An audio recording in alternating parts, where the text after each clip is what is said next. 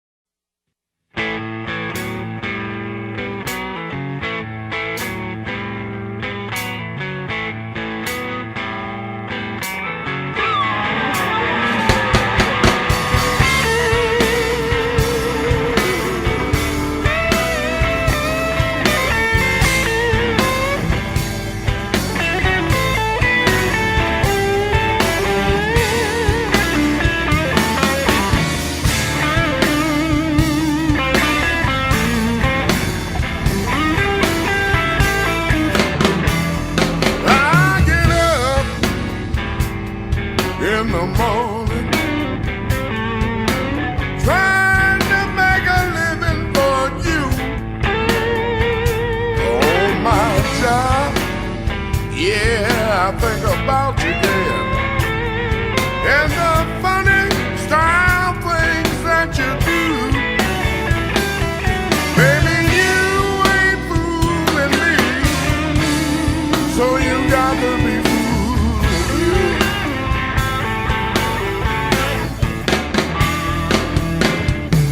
Talk, we don't even speak. Então, eu sou o Capitão Moita, aqui de Curitiba, natural de Joinville, Santa Catarina. Mas já moro aqui há 30 e tantos anos.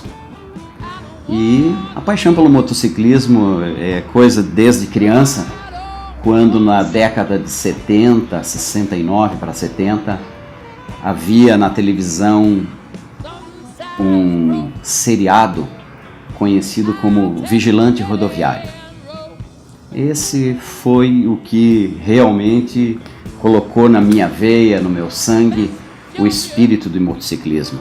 Na época ele pilotava uma Harley 52, que mais tarde eu tive a oportunidade de ter uma 51, e também conhecê-lo, né, pessoalmente. Então nessa ocasião, quando você via uma Harley, era algo fora de série. Até porque as pessoas mortais, né, os mortais não tinham acesso a Harley Davidson. Elas eram equipamentos das Forças Armadas. Então era ali onde você podia ver alguma coisa. Depois de algum tempo, essas forças começaram a sucatear essas máquinas, né? E aí então elas saíam de leilões e algumas coisas assim. Era através desse tempo que nós começamos a ingressar no mundo da Harley, em que você comprava um guidão de uma Harley e já se sentia proprietário de uma. Aí depois entrava aquele poder da materialização, da busca, né? Como eu citei também, não havia internet. Nós éramos a internet. Grupo de amigos. Então foram aí, é daí que nasceram os primeiros grupos.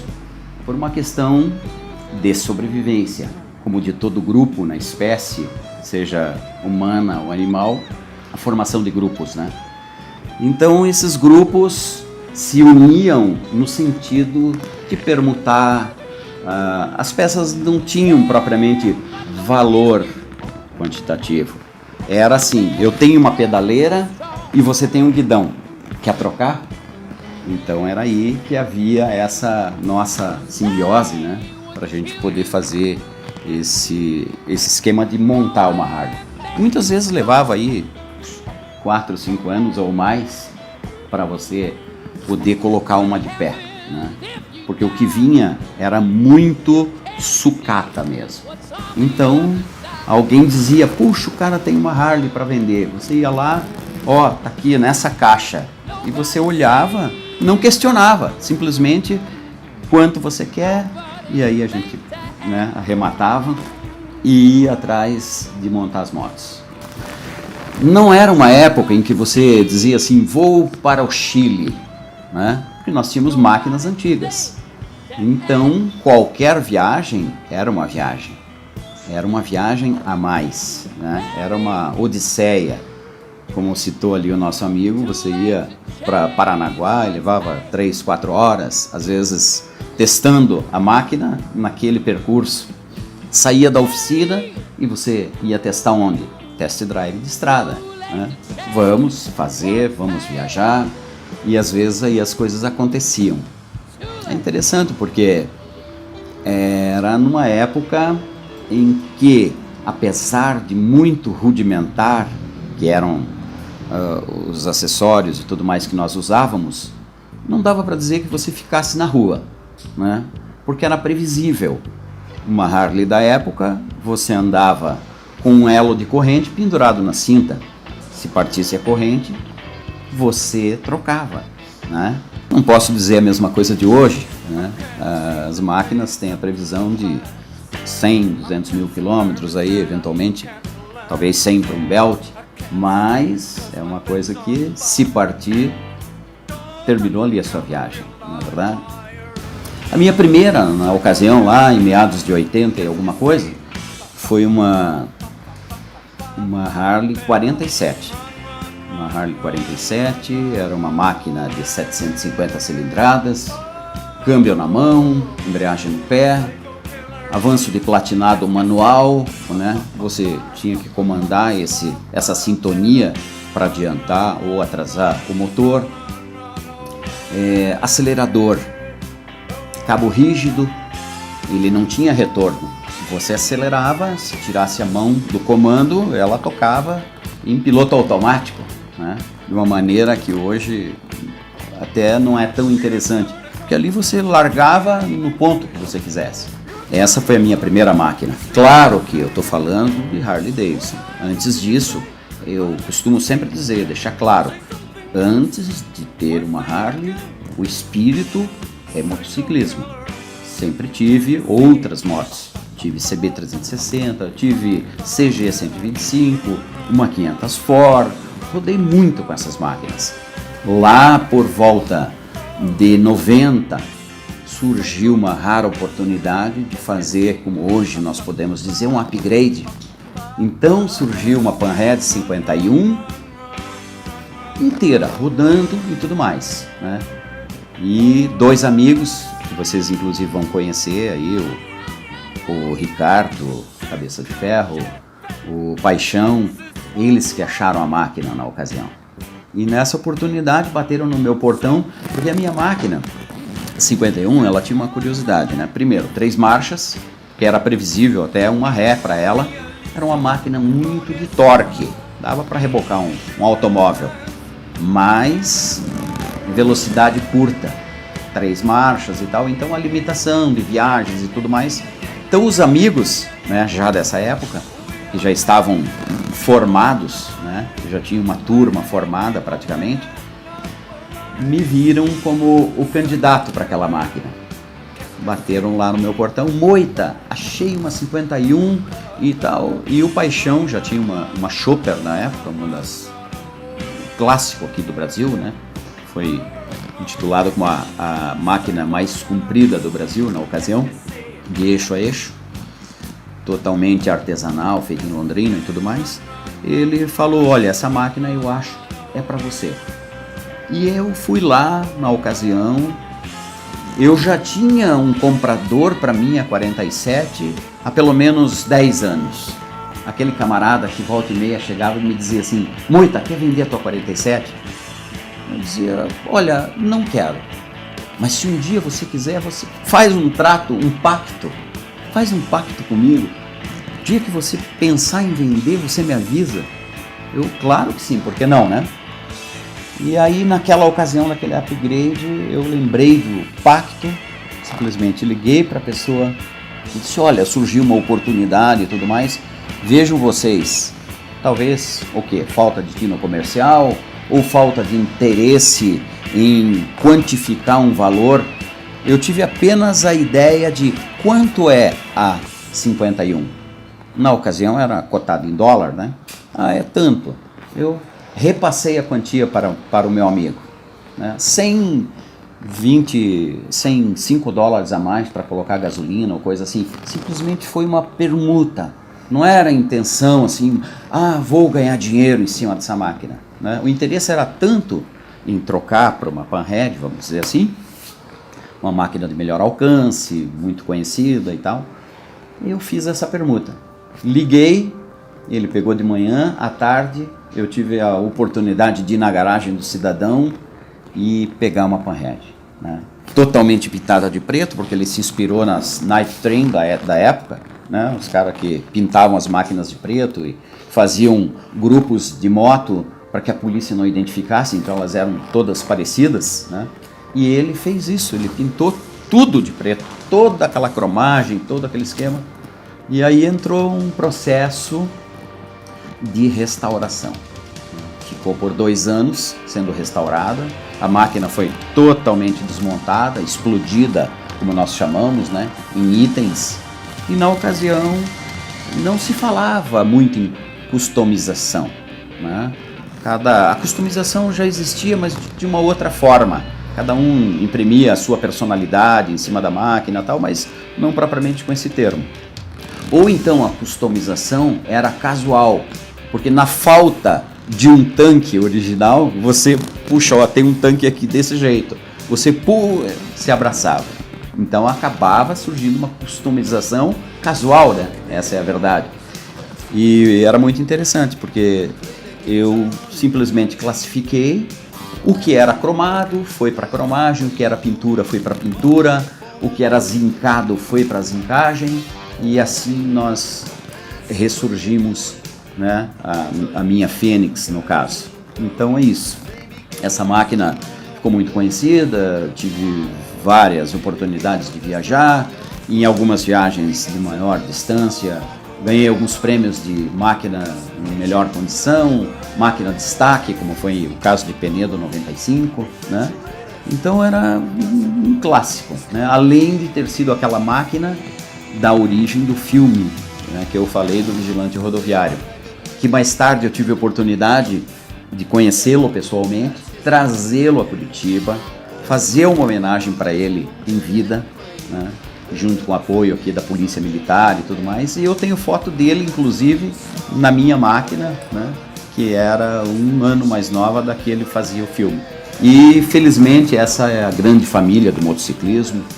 No Brasil, nós não temos aquele histórico de maldade em cima do motociclismo, que muita gente equivocadamente se inspira muitas vezes, né, nos bad boys ou coisas assim. Não é isso.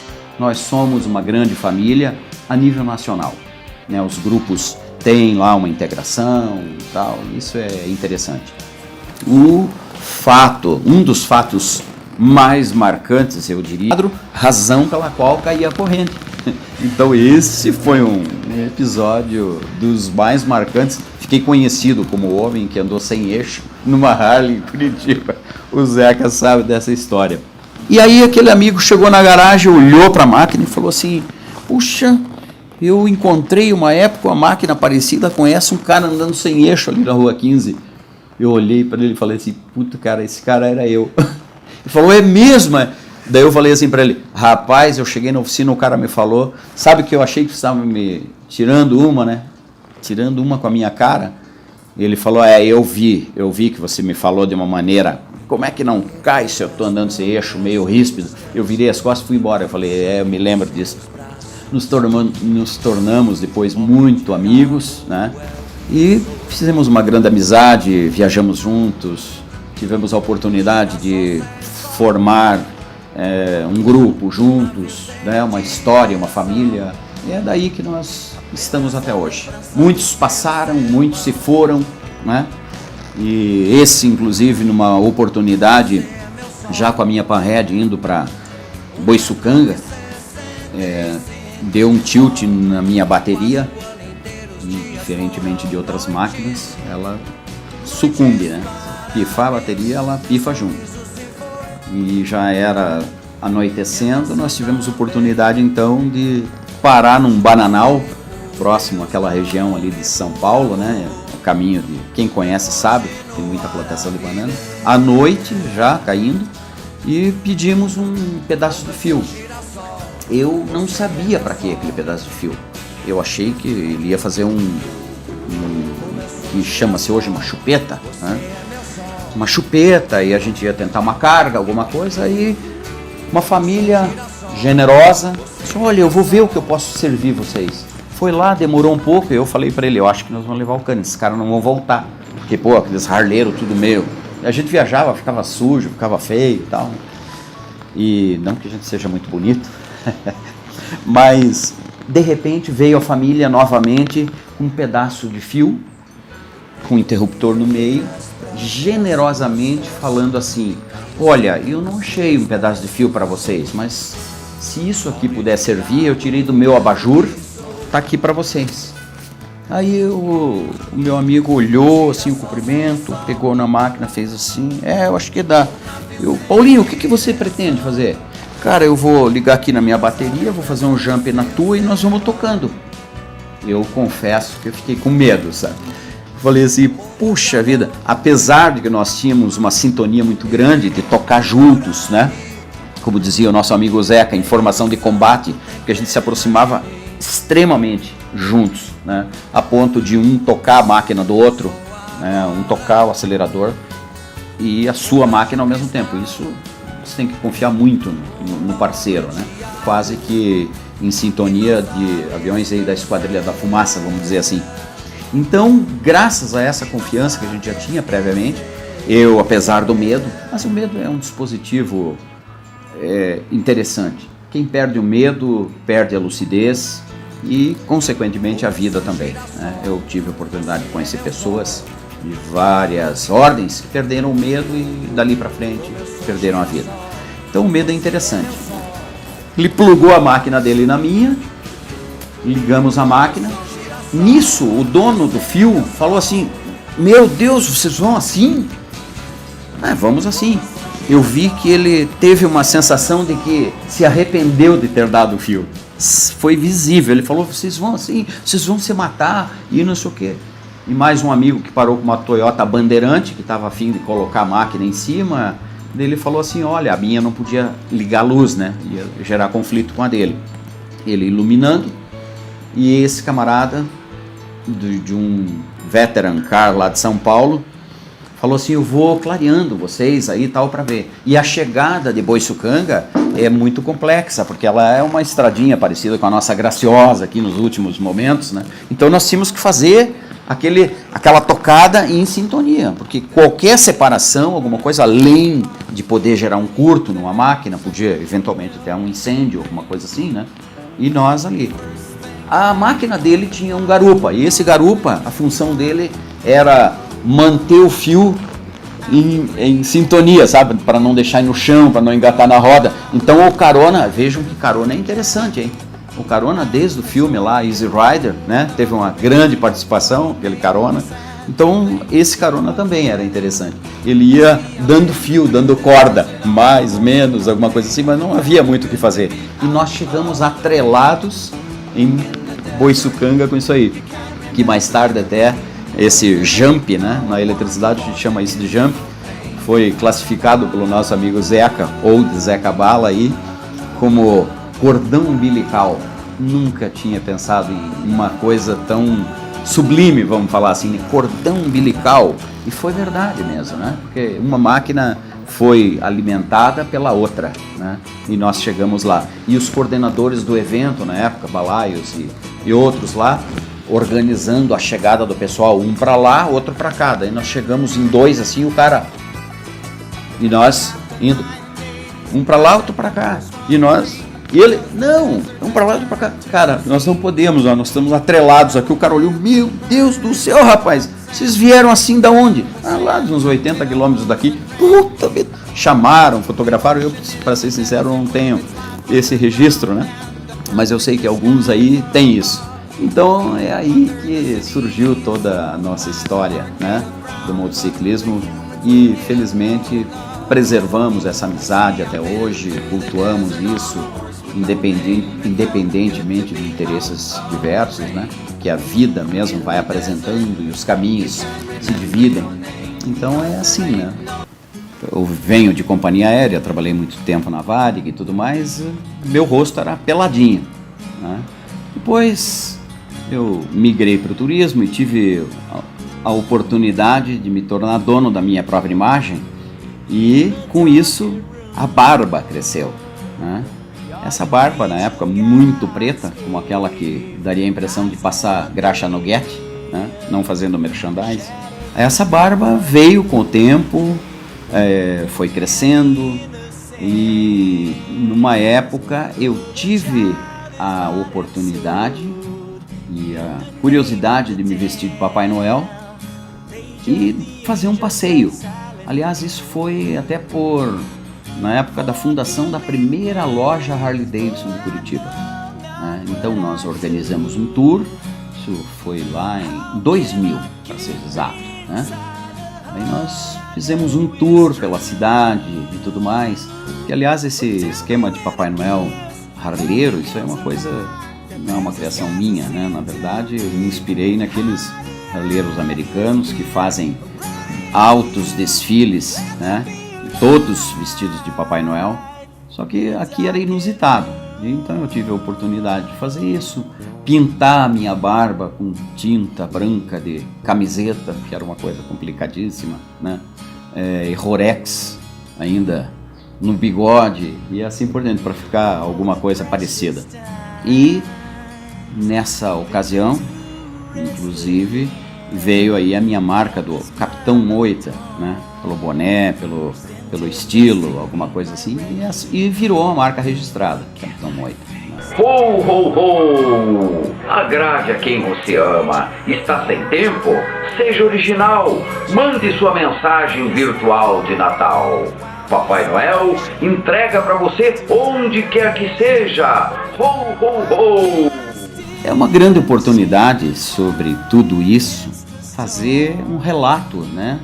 Ter aí esse big portal que a The Riders está lançando, no sentido de você passar essa mensagem para os que estão vindo, né? O motociclismo se confunde muitas vezes com algumas questões aí de poder aquisitivo, alguma coisa assim, o pessoal confunde isso. Por si só isso é seletivo, né? Ele elimina, eu sempre digo que a Harley é como biologia, ela elimina o elemento que não é do meio, né? É assim que acontece, essa é a minha visão, né? E a The Riders aí está abrindo esse portal para que outras pessoas, né, assim como eu tenho uma página do motociclismo, cada um tem uma página, e reunindo todos, né, nós podemos aí formar um grande livro. Isso a The Riders está fazendo de uma maneira espetacular. E para esse pessoal que está chegando agora, é muito interessante, sobretudo, perceber que o motociclismo é, antes de mais nada, uma grande família, né? Aquela pessoa que entra no motociclismo sem esse espírito é uma das primeiras que não vai emplacar, não vai sobreviver. Porque o motociclismo, antes de mais nada, é espírito de irmandade. Isso sobretudo até por um esquema, como eu falei, das antigas, que era um esquema de sobrevivência, ainda continua. Porque numa estrada, se você tiver um bom parceiro, né, você está amparado. É esse o espírito. Hoje não se tem registro de arruaceiros, nada nesse sentido. Então essa juventude que está vindo tem que, antes de mais nada, saber verdadeiramente o seu estilo. Não basta ter Harley. O camarada tem que ter o espírito de ser harleiro. Então, para esses que estão vindo, né, eu desejo as boas-vindas aí. Eu, Capitão Moita, em nome de toda a Irmandade dos Cavaleiros de Aço, aqui na sede dos Anarco-Bikers, muito bem recebido, por sinal. Como eu disse, nós somos uma grande família e somos um grande motoclube. Curitiba é um grande motoclube, né? E que todos que chegarem aqui sempre serão bem-vindos. Muito obrigado pela oportunidade, estarei sempre às ordens. Look at them boots, he's gone country. Back to his roots, he's gone country. A new kind of suit, he's gone country. Yeah, he comes.